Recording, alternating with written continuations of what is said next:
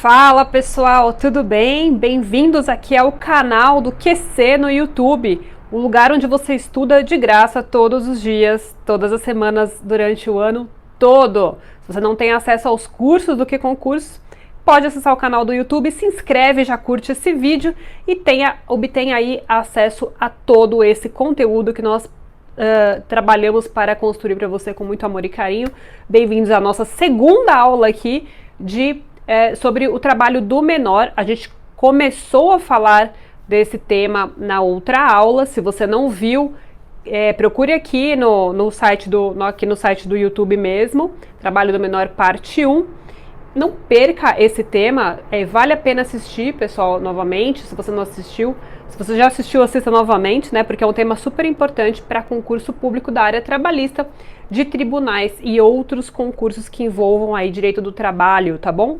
O trabalho do menor. Hoje, nessa aula, pessoal, a gente vai falar um pouquinho sobre contrato de aprendizagem e estágio, que ficou faltando da aula passada. A aula passada a gente fez um apanhado geral da matéria, né?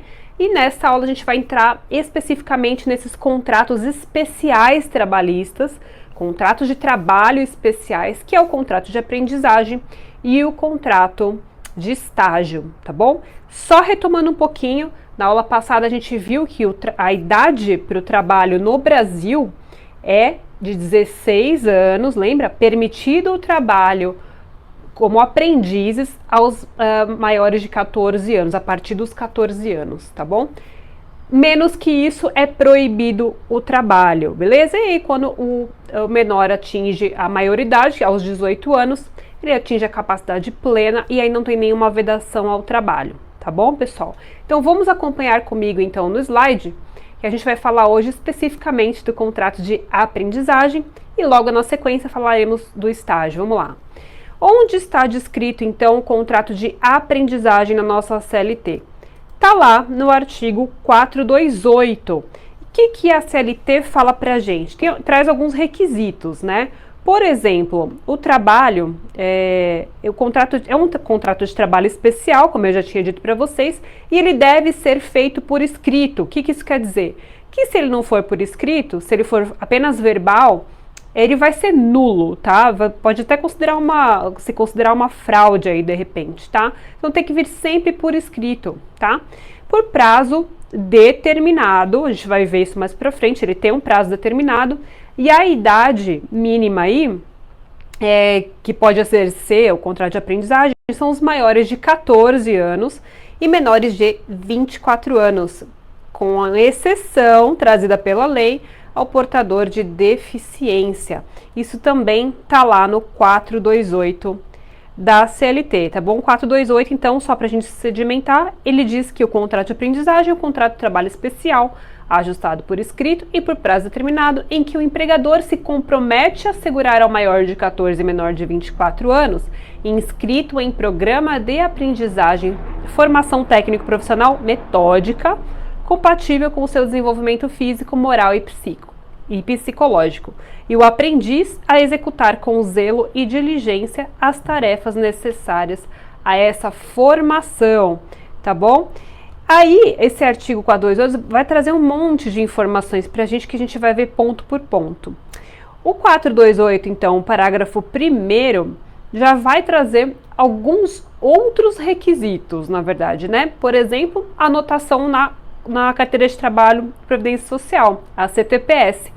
Tem que vir anotado na carteira de trabalho do menor. Por quê, pessoal? Porque o contrato de aprendizagem, ele é um contrato que o aprendiz, na verdade, ele é um empregado, só que o contrato dele é especial. Então, ele tem vínculo de emprego com aquele tomador de serviço.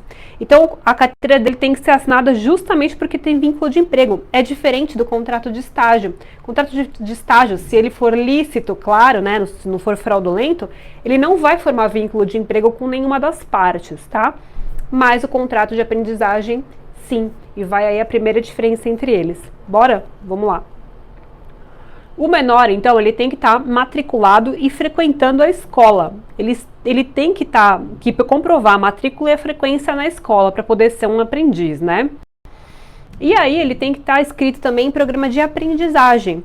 Esse programa de aprendizagem envolve atividades teóricas e práticas desenvolvidas no ambiente de trabalho.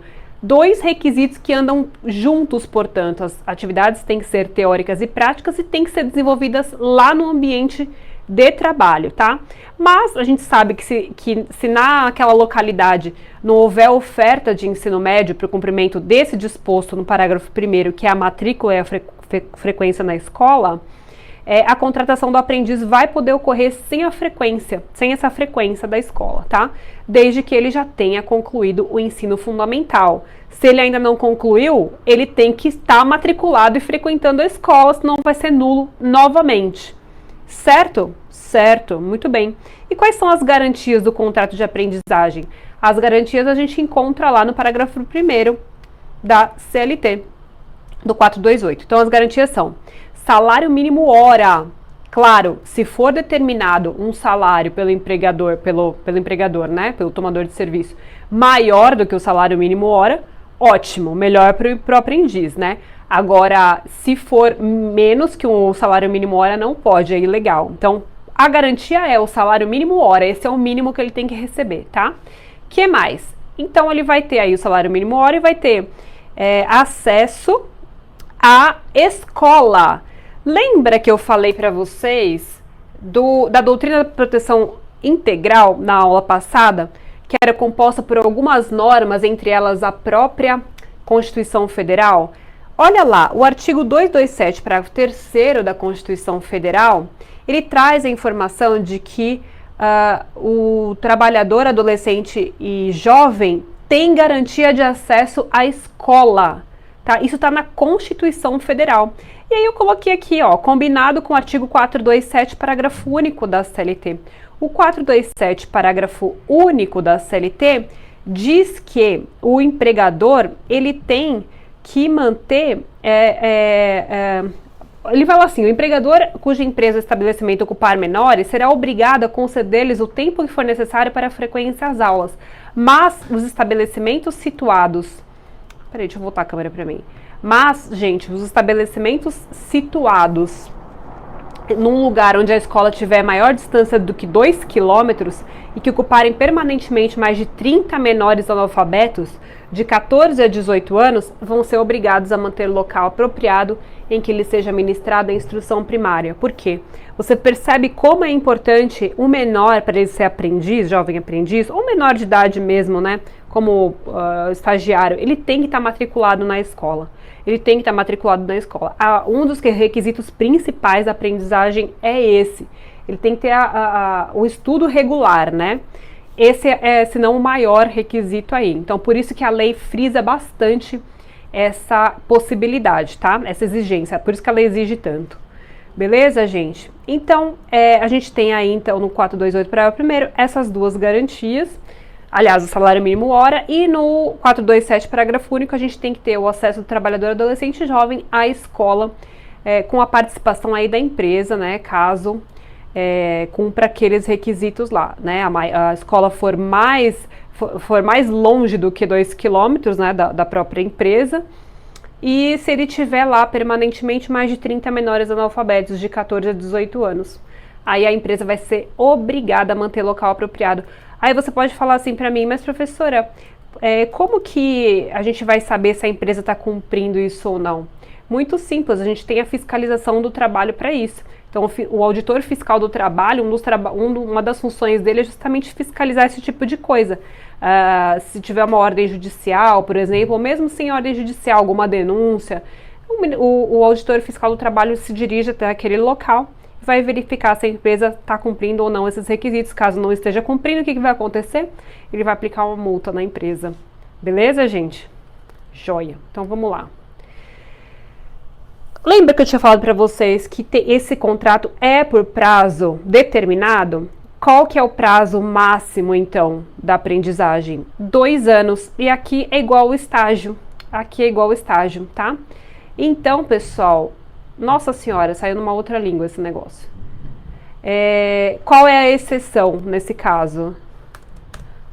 A exceção aqui, eu não vou colocar porque não tá dando certo, eu não sei o que aconteceu aqui. Mas a exceção é os portadores de deficiência novamente. Prazo máximo de 2 anos, com exceção dos portadores de deficiência que não tem essa limitação temporal, tá, gente? Beleza? Certo até aqui? Pessoal, a gente tem, além disso, no artigo 429 da CLT, as cotas de aprendizagem. Vocês lembram disso? 429 fala pra gente que tem cotas. E aí a gente tem duas opções aqui que eu também não vou conseguir colocar porque eu não sei porque tá saindo em outra língua esse teclado aqui. Mas paciência, não tem problema não. A gente continua sem. Eu vou falando e vocês vão anotando, tá bom? A cota, então, do 429, ela vai falar pra gente o seguinte, ó. Deixa eu só pegar aqui. O 429, melhor falando, né, que os estabelecimentos de qualquer natureza são obrigados a empregar e matricular nos cursos dos Serviços Nacionais de Aprendizagem o número de aprendizes equivalente a 5% no mínimo e 15% no máximo. Deixa eu ver se eu consigo colocar pelo menos a numeração aqui, deixa eu ver. Não vai, gente. Não vai. Não vai, não sei o que está acontecendo. Mas, enfim, a gente tem uma cota mínima e uma cota máxima, tá? A cota mínima, então, é de 5% e a cota máxima é de 15% dos trabalhadores existentes em cada estabelecimento, né? Dessas funções que demandem aí formação profissional, tá? Se por acaso, gente, esse limite, essa porcentagem for fracionada, né? A fração que der é para mais, então você vai gerar direito a mais uma vaga para aprendiz, tá? E tem exceção a essas regras das cotas? Tem que ter, né, gente? Tem que ter. Ó, a exceção da regra das cotas está justamente no primeiro B da CLT, que fala que, aliás, não, está no primeiro A, fala que o limite fixado nesse artigo não se aplica quando o empregador for entidade sem fins lucrativos que tenha por objetivo a educação profissional, tá? Então, não vai se aplicar quando o empregador for entidade sem fins lucrativos cujo objeto é a educação profissional, tá? Agora, com relação às cotas, a gente ainda tem mais uma informação que eu quero que vocês vejam. Acompanha lá comigo, olha, dá uma olhada. É essa daqui do primeiro B que eu tinha falado, né? Ela foi introduzida pela Lei 13.420 de 2017, uma lei posterior aí à reforma trabalhista, mas no mesmo ano da reforma trabalhista. Então ela fala o seguinte, que essas empresas, né, podem destinar até 10% da sua cota de aprendizes à formação técnico-profissional metódica em áreas relacionadas a práticas de atividades desportivas, prestação de serviços relacionados à infraestrutura, incluindo as atividades de construção, ampliação, recuperação e manutenção de instalações esportivas e a organização e promoção de eventos esportivos, tá? Se a gente estiver tratando dessas práticas aqui, dessas atividades, aí até 10% da cota de aprendizes podem ser direcionados para essas áreas aqui, certo? Beleza! E quanto deve durar o trabalho do aprendiz? Aqui é muito importante que a gente fixe, porque isso também costuma cair bastante em concurso. O máximo é de 6 horas ou de até 8 horas. Será de até 8 horas, pessoal, se o aprendiz tiver completado o ensino fundamental. Aí tem que computar as horas da aprendizagem teórica nessas 8 horas, tá? E ele pode realizar horas extras, sim ou não? Ele pode realizar horas extras? É terminantemente proibido o aprendiz realizar horas extras, tá? Não pode, de jeito nenhum. Será que a contratação do aprendiz vai gerar vínculos de emprego, que nem eu falei para vocês lá no começo? Gera ou não gera? Olha, e quem que contrata esses aprendizes, né? A contratação dos aprendizes vai poder ser efetivada pela empresa onde se realiza a aprendizagem ou pelas seguintes entidades.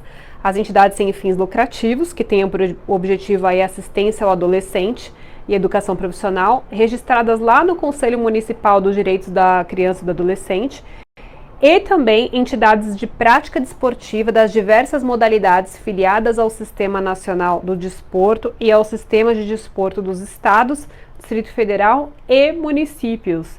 Nesses casos, não vão gerar vínculo de emprego com a empresa tomadora dos serviços, beleza? E o aprendiz, ele pode laborar remotamente, ou seja, o empregador pode colocar ele para trabalhar de home office ou de teletrabalho, onde quer que ele esteja, dependendo da atividade que ele exerce, né, gente? Dependendo da atividade que ele exerce. Beleza? Certo até aqui?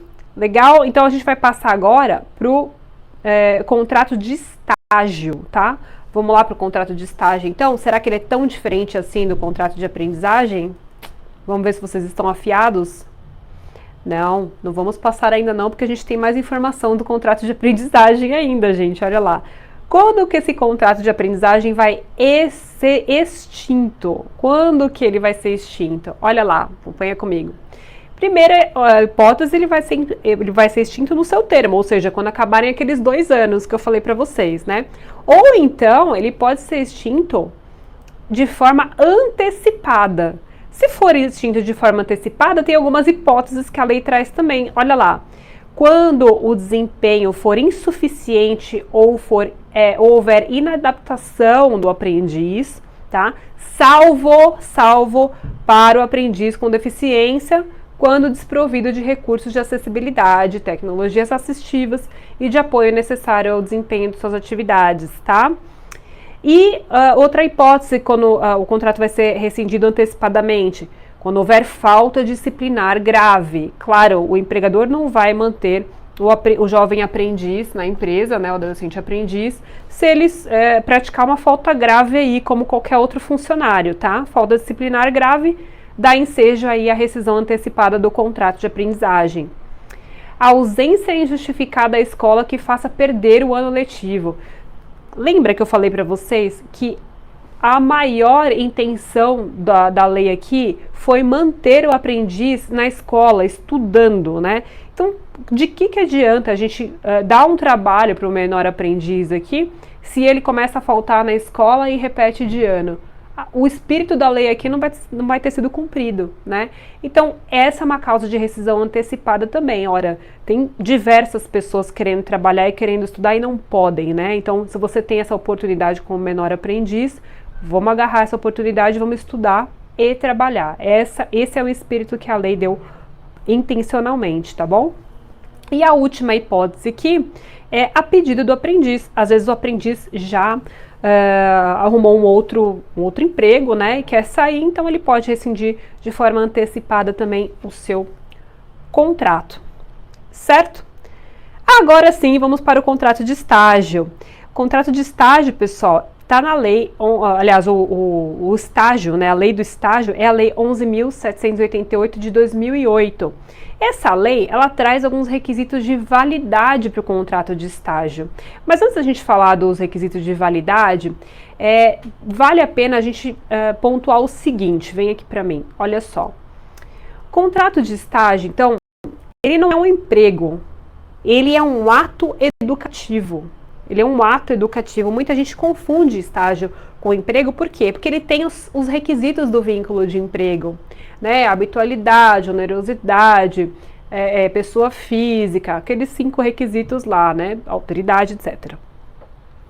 Agora, gente, ele não é. Ele só parece que é, mas não é. Ele é um ato educativo. Por quê? Porque a gente tem que combinar o que ele aprende lá na escola ou na faculdade com o que ele está aprendendo no trabalho. Isso é essencial também, tá? Assim, se, por exemplo, ocorrer o desvirtuamento desse ato educativo, vai haver o vínculo de emprego, o reconhecimento do vínculo de emprego com a entidade concedente, tá? E qual que é, então, a diferença básica que distingue o estágio da aprendizagem? Vocês sabem me dizer qual é essa diferença básica? A diferença básica, gente, entre esses contratos é que o estágio é justamente um ato educacional. enquanto o contrato de aprendizagem gera o vínculo de emprego. Lembra que eu falei lá no comecinho? O contrato de aprendizagem é até registrado na carteira de trabalho. O de estágio não. O de estágio não é registrado na carteira de trabalho. Ele vai ter toda uma documentação probatória aí para que esse estágio seja válido, né? Que a gente vai ver também um pouquinho mais para frente. Mas já o contrato de aprendizagem, sim, ele gera vínculo de emprego. Então essa é a maior diferença entre eles, tá? O contrato de aprendizagem, ele é um contrato especial de trabalho que gera vínculo de emprego, portanto, e o contrato de estágio é um ato educativo, gravem isso, é um ato educativo que não gera vínculo de emprego. E quem pode conceder o estágio?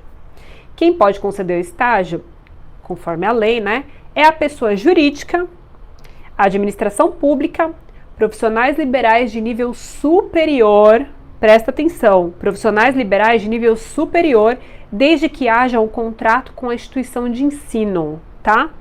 A lei, ela veda a contratação de estagiários por profissionais de nível médio e técnico, tá? Veda. Ela vai restringir, então, a profissionais liberais de nível superior, tá? Esses profissionais, eles devem estar regularmente inscritos no conselho da respectiva profissão. Repare que o termo de estágio, ele não pode ser simplesmente oferecido pela entidade concedente sem a participação da instituição de ensino. Não pode haver estágio no âmbito familiar, por exemplo. Muito menos isso, né? Você já pensou? O empregador doméstico aí, concedendo estágio, não tem nem cabimento uma coisa dessa, né? Porque justamente ele não é uma pessoa jurídica ou um profissional liberal. E a gente tem que lembrar também que o trabalho doméstico, como a gente viu na outra aula, é vedado aos menores de 18 anos. O trabalho doméstico está lá inscrito na lista TIP da Organização Internacional do Trabalho. Lembra disso? Como as piores formas de trabalho infantil. Não pode, o menor de 18 anos não pode exercer trabalho doméstico, tá bom? Beleza, gente? Então, ó, para que haja estágio também, deve haver um acompanhamento minucioso desse estágio, né? Através de um preposto da entidade concedente e de um professor designado pela entidade de ensino. Existe um limite legal de até 10 estagiários que podem ser acompanhados pela mesma pessoa. Então, olha lá, vamos voltar para o slide. O primeiro requisito de validade, portanto, do estágio é a relação trilateral. Como assim relação trilateral?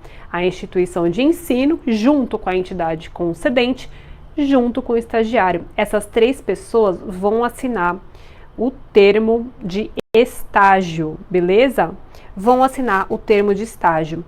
Pessoal, olha só. Essa relação trilateral, portanto, envolve essas três partes, né? Então, essas três partes, na verdade, o estagiário, ele não está sozinho perante a entidade concedente.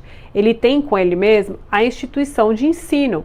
Tanto a instituição de ensino como a entidade concedente devem fiscalizar e acompanhar o desenvolvimento do estágio. E se ele está ou não viabilizando o aprendizado do estagiário, tá? Essa relação trilateral, como eu disse para vocês, tem que ser formalizada através de um termo. Tem que ter uma contratação formal, com qualificação de todas as partes, tá bom? Então, quem vai poder aí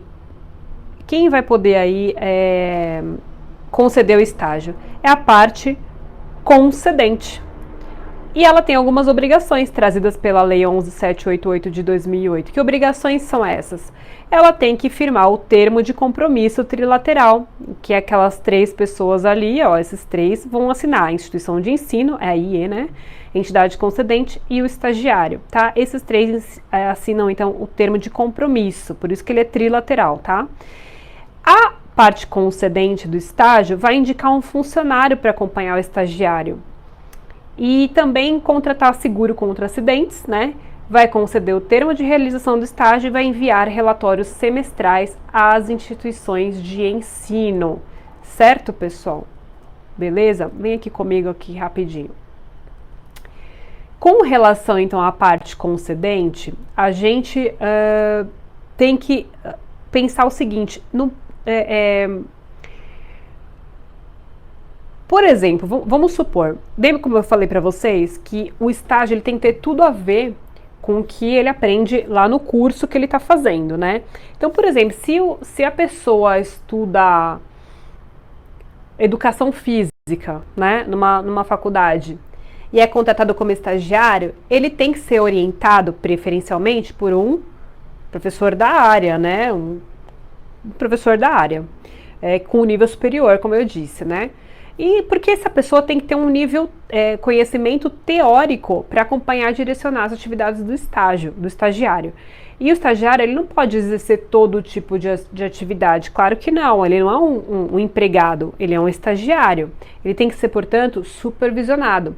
E, além disso, a instituição concedente, ela tem que contratar um seguro, como eu disse para vocês, né, independentemente de estágio ser obrigatório ou facultativo. Vamos ver mais para frente.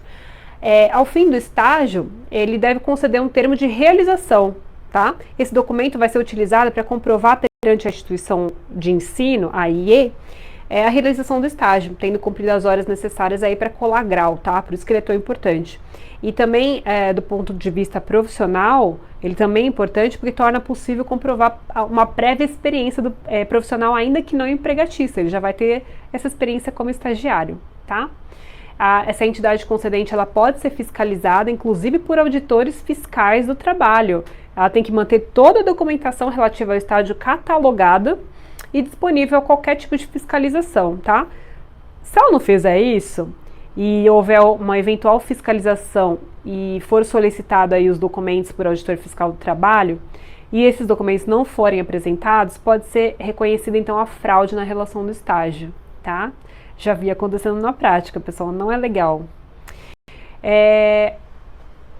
Enfim, assim, a entidade concedente, então, ela tem que enviar os relatórios semestrais a respeito da atividade do estagiário, tá? Para as instituições de ensino. Esses relatórios, para que eles servem? É para justamente demonstrar que o estagiário não está fazendo qualquer coisa na empresa. Ele está sendo acompanhado e está sendo supervisionado, tá? O estágio, como um ato educativo, ele demanda um acompanhamento constante da instituição concedente e da instituição de ensino. Esses relatórios, eles vão viabilizar que o professor também avalie como está sendo desenvolvido o estágio. Beleza, gente? Beleza, olha lá no slide comigo. Então, agora a gente vai falar das obrigações das instituições de ensino, as IEs, instituições de ensino. Quais são, então, as obrigações segundo a Lei 11.788 de 2008? Primeiro, é firmar o termo de compromisso também, lógico, ela também assina.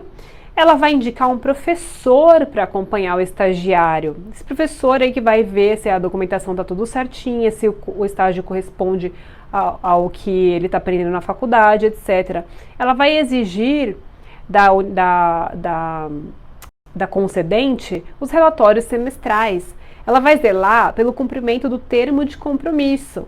Ela vai elaborar normas de plano do curso. Até porque essas normas têm que ser cumpridas pela pessoa concedente, tá? Pela parte concedente. Essas normas de plano do curso têm que serem cumpridas à risca, tá? Sob pena de fraude também. E ela tem que comunicar as datas de avaliações para a entidade concedente. Inclusive, pessoal, nos dias em que há provas, né? A gente vai ver também, mas eu já adiantando um pouquinho, nos dias que tem prova, a parte concedente é obrigada a liberar mais cedo esse estagiário para ele poder fazer as provas, tá? Inclusive a carga horária dele vai ser pela metade, tá bom? Beleza? Joia! O que mais que a gente pode falar então sobre a instituição de ensino? Pessoal, ela tem que... lembra que eu falei que ela tem que elaborar normas do plano? Por exemplo, nessa norma de plano, ela tem que estabelecer a obrigatoriedade ou não do estágio, a carga horária. O estágio é um ato educativo, então a instituição de ensino, ela tem o papel de fiscalizar a sua lisura, tá? E ela também tem justamente o dever aí de comunicar essas datas de avaliações para que a entidade concedente libere esse estagiário, porque ele faz jus à redução da jornada, né? Pelo menos reduzir pela metade aí no dia que ele tiver prova. Beleza, gente? E quais são, então, os direitos do estagiário? Quais são os direitos do estagiário? Coloquei para vocês aí, não sei porque tá aparecendo normal aí na tela, tá, né? Então vamos lá. Deixa eu só ver aqui. Tá. Pessoal, os direitos dos estagiários, quais são? A lei ela trouxe uma ampliação dos direitos dos estagiários para encarecer e evitar a precarização da mão de obra, tá? Então, a jornada do estagiário, como a gente sabe, ela é reduzida. Então, pode ser de 4 horas diárias ou 20 horas semanais, de 6 horas diárias ou de 30 horas semanais, reduzidas pela metade em períodos de prova, beleza? O recesso vai ser, o estagiário que trabalhou até um ano, né, ele vai ter um recesso anual de 30 dias, certo? Um recesso anual de 30 dias, beleza? E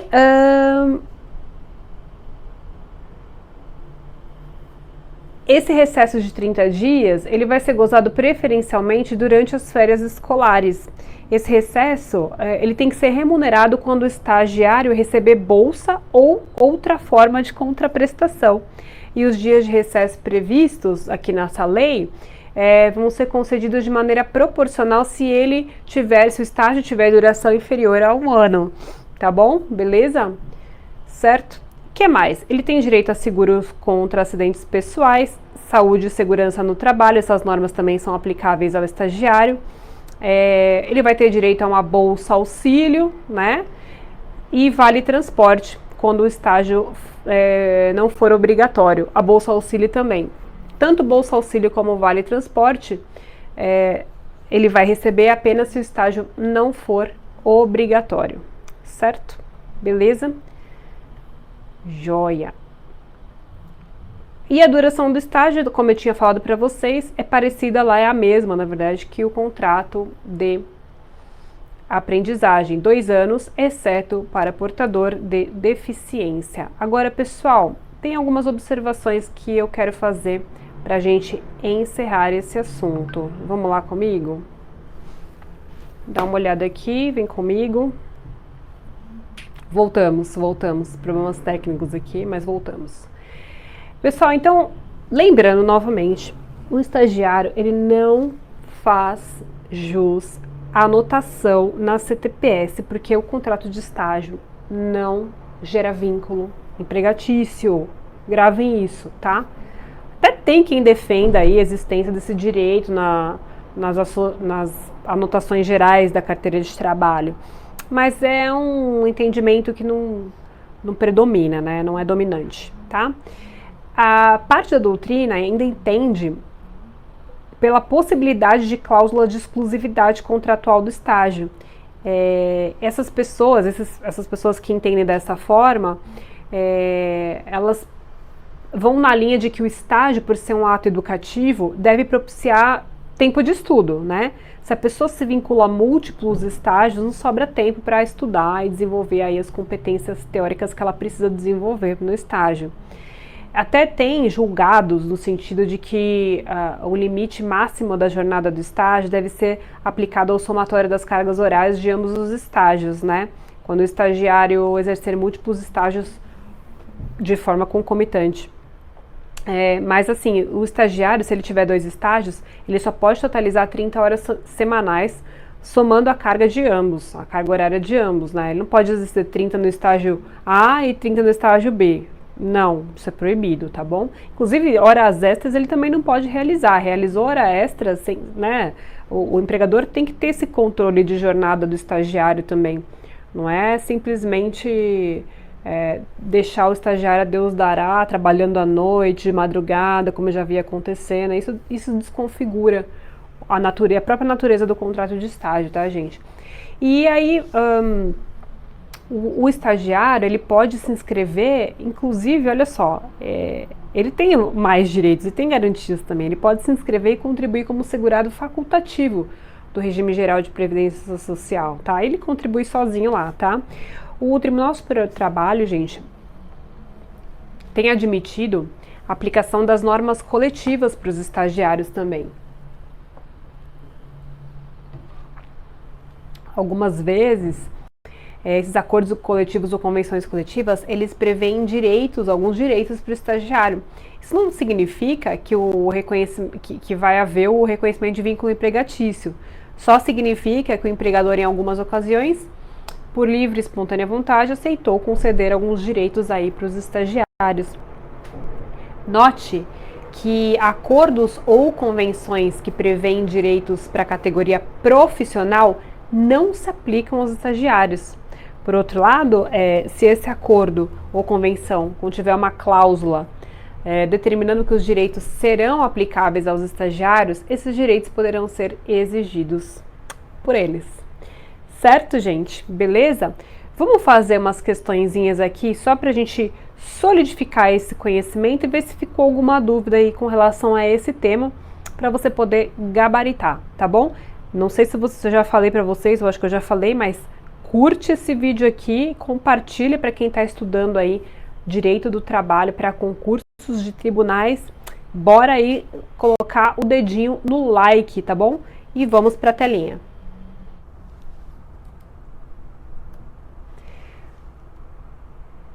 A questão é do ano de 2023, caiu na prova de técnico judiciário da área administrativa do TRT da 18ª região. Ó, que legal, recentíssima essa questão. Vamos ler junto? Herculano foi contratado pelo banco Rende Mais na condição de estagiário. Opa, já temos uma primeira informação aqui. O Herculano foi contratado como estagiário para desenvolver e complementar o seu aprendizado no curso de administração de empresas. Sobre o que prevê a consolidação das leis do trabalho, o Herculano A. não poderá prestar serviços em regime de teletrabalho, que é vedado aos estagiários, independente de acordo mútuo. B. poderá ser deslocado pelo empregador para regime de teletrabalho, independente de acordo mútuo. C. poderá ser deslocado pelo empregador para regime de teletrabalho, desde que haja acordo mútuo, não podendo ultrapassar de 2 dias na semana nessa modalidade. D. não poderá prestar serviços em regime de teletrabalho, o qual é restrito a profissionais com vínculo empregatício. E. poderá ser deslocado pelo empregador para o regime de teletrabalho, desde que haja acordo mútuo, sem nenhuma restrição quanto à frequência. Qual letra vocês acham que é a correta nesse caso? Ele quer a correta. Vamos fazer o mesmo esquema, a gente vai falar qual é a correta e vai falar porque as demais estão incorretas, tá bom? Essa questão até que é tranquila para resolver. Pessoal, nesse caso aqui, a única alternativa correta só pode ser a letra E, né?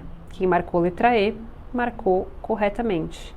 Vamos ver por que as demais estão erradas então. A letra E é: poderá ser deslocado pelo empregador para o regime de teletrabalho, desde que haja acordo mútuo, sem nenhuma restrição quanto à frequência. Beleza? A letra A é: não poderá prestar serviço em regime de teletrabalho, que é vedado aos estagiários, independente de acordo mútuo.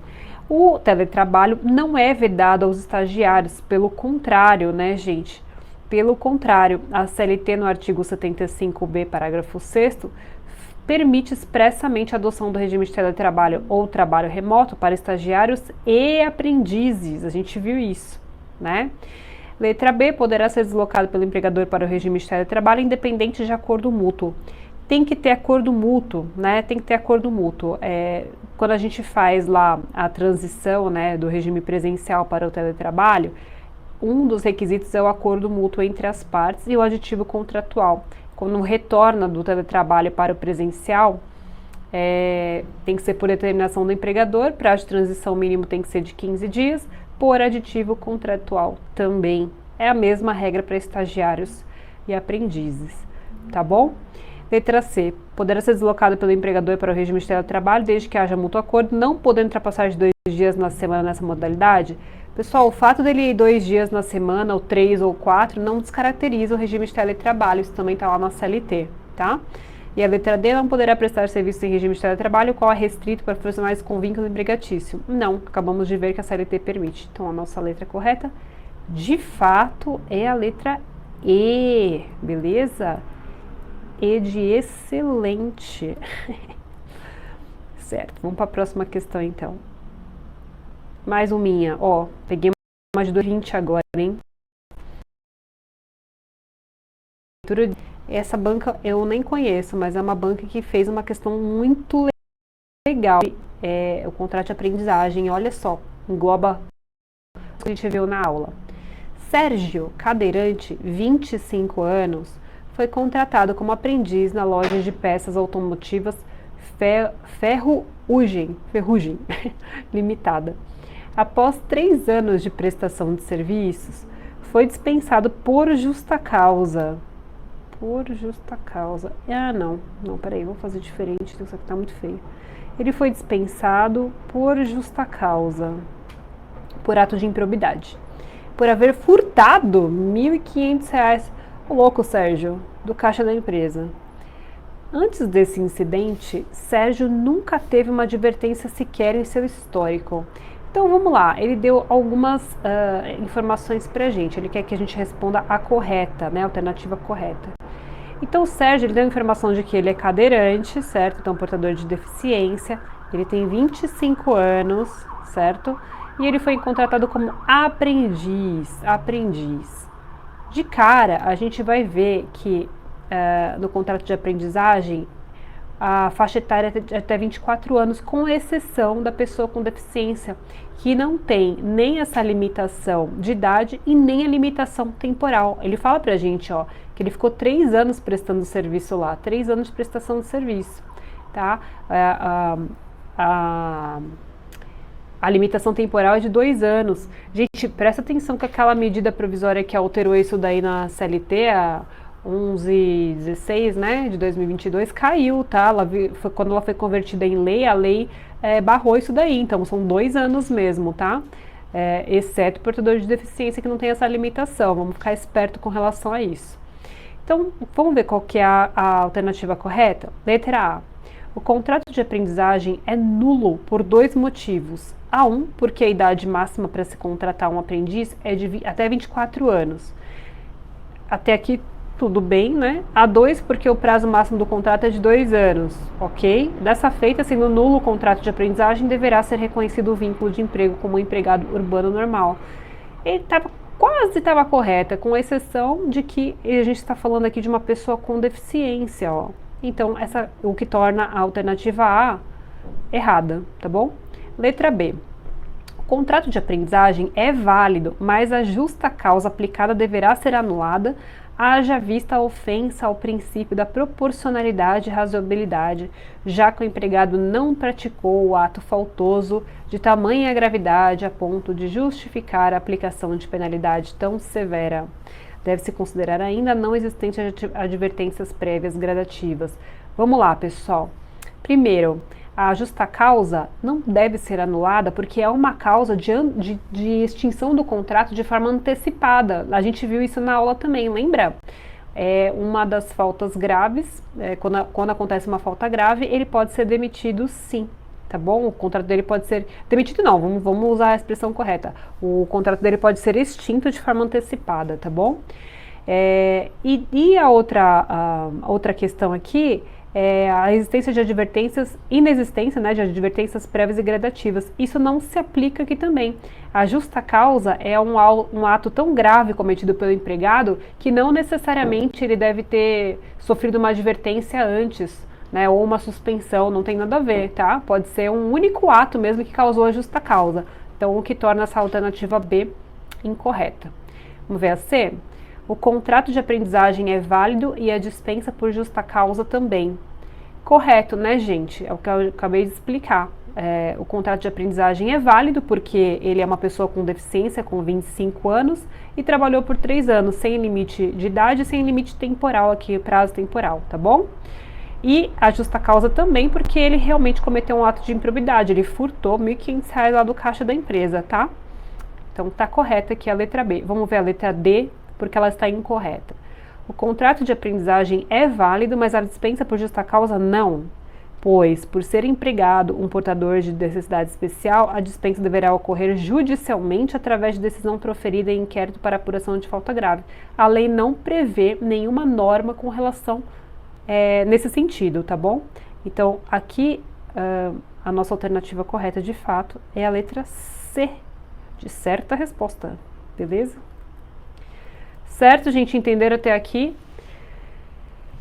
Bom, eu espero que vocês tenham aproveitado esse conteúdo, espero que tenha sido útil. Resolvam as questões lá no site do Que Concursos. Qualquer dúvida eu estou à disposição nas redes sociais, tá bom? Meu arroba novamente é Ariadne_DZ. Fiquem à vontade para me adicionar. Foco nos estudos, bons estudos e até a próxima aula. Tchau!